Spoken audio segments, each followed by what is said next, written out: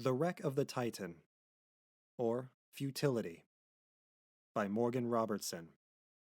Narrated by Zach Walz. Chapter 8. Rowland, with some misgivings, drank a small quantity of the liquor, and wrapping the still sleeping child in the coat, stepped out on the ice. The fog was gone, and a blue, sailless sea stretched out to the horizon. Behind him was ice, a mountain of it.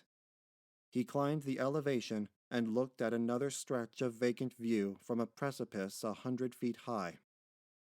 To his left, the ice sloped to a steeper beach than the one behind him, and to the right, a pile of hummocks and taller peaks, interspersed with numerous canyons and caves and glistening with waterfalls, shut out the horizon in this direction.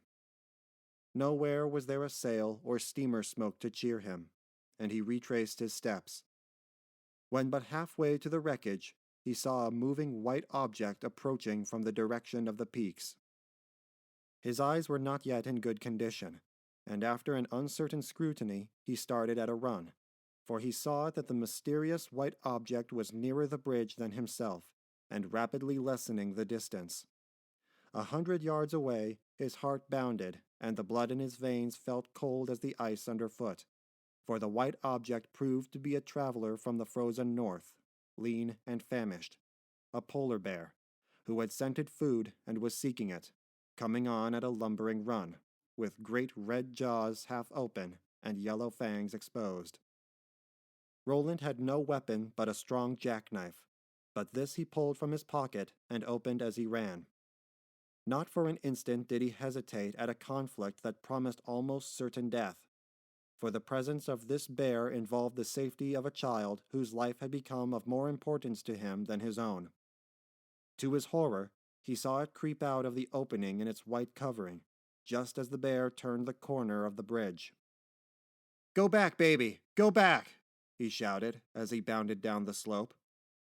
The bear reached the child first, and with seemingly no effort, dashed it with a blow of its massive paw a dozen feet away, where it lay quiet.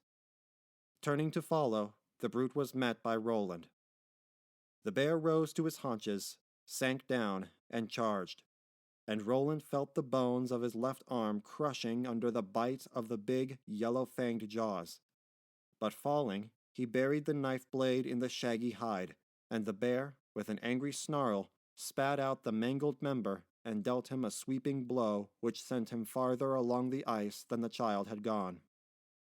He arose, with broken ribs, and, scarcely feeling the pain, awaited the second charge. Again was the crushed and useless arm gripped in the yellow vice, and again was he pressed backward, but this time he used the knife with method. The great snout was pressing his breast, the hot, fetid breath was in his nostrils, and at his shoulder the hungry eyes were glaring into his own. He struck for the left eye of the brute and struck true. The 5-inch blade went into the handle, piercing the brain, and the animal, with a convulsive spring which carried him halfway to his feet by the wounded arm, reared up with paws outstretched to full 8 feet of length, then sagged down, and with a few spasmodic kicks lay still. Rowland had done what no Inuit hunter will attempt. He had fought and killed the tiger of the north with a knife. It had all happened in a minute, but in that minute he was crippled for life. For in the quiet of a hospital, the best of surgical skill could hardly avail to reset the fractured particles of bone in the limp arm, and bring to place the crushed ribs. And he was adrift on a floating island of ice, with the temperature near the freezing point, and without even the rude appliances of the savage. He painfully made his way to the little pile of red and white, and lifted it with his uninjured arm, though the stooping caused him excruciating torture. The child was bleeding from 4 deep, cruel scratches, extending diagonally from the right shoulder down the back. But he found upon examination that the soft, yielding bones were unbroken, and that her unconsciousness came from the rough contact of the little forehead with the ice, for a large lump had raised. Of pure necessity, his first efforts must be made in his own behalf, So wrapping the baby in his coat, he placed it in his shelter, and cut and made from the canvas a sling for his dangling arm. Then, with knife, fingers, and teeth, he partly skinned the bear, often compelled to pause to save himself from fainting with pain, and cut from the warm but not very thick layer of fat a broad slab, which, after bathing the wounds at a nearby pool, he bound firmly to the little one's back, using the torn nightgown as a bandage. He cut the flannel lining from his coat, and from that of the sleeves made nether garments for the little limbs, doubling the surplus length over the ankles and tying in place with rope yarns from a boat lacing. The body lining he wrapped around her waist, enclosing the arms, and around the whole he passed turn upon turn of canvas in strips, marling the mummy-like bundle with yarns, much as a sailor secures chafing gear to the doubled parts of a hawser, a process when complete that would have aroused the indignation of any mother who saw it.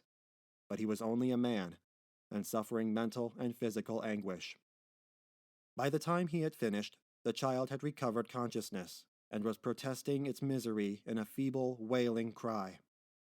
But he dared not stop, to become stiffened with cold and pain. There was plenty of fresh water from melting ice, scattered in pools. The bear would furnish food, but they needed fire to cook this food, keep them warm, and the dangerous inflammation from their hurts, and to raise a smoke to be seen by passing craft. He recklessly drank from the bottle, needing the stimulant and reasoning, perhaps rightly, that no ordinary drug could affect him in his present condition. Then he examined the wreckage, most of it good kindling wood. Partly above, partly below the pile, was a steel lifeboat, decked over airtight ends, now doubled to more than a right angle and resting on its side.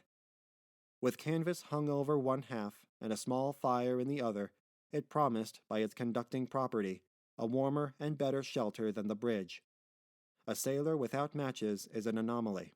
He whittled shavings, kindled the fire, hung the canvas, and brought the child, who begged piteously for a drink of water.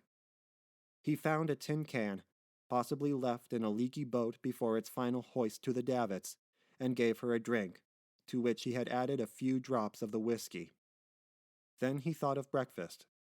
Cutting a steak from the hindquarters of the bear, he toasted it on the end of a splinter, and found it sweet and satisfying. But when he attempted to feed the child, he understood the necessity of freeing its arms, which he did, sacrificing his left shirt sleeve to cover them. The change and the food stopped its crying for a while, and Rowland lay down with it in the warm boat. Before the day had passed, the whiskey was gone, and he was delirious with fever, while the child was but little better. End of Chapter 8. For more audiobook narrations and classroom literature, subscribe to the channel.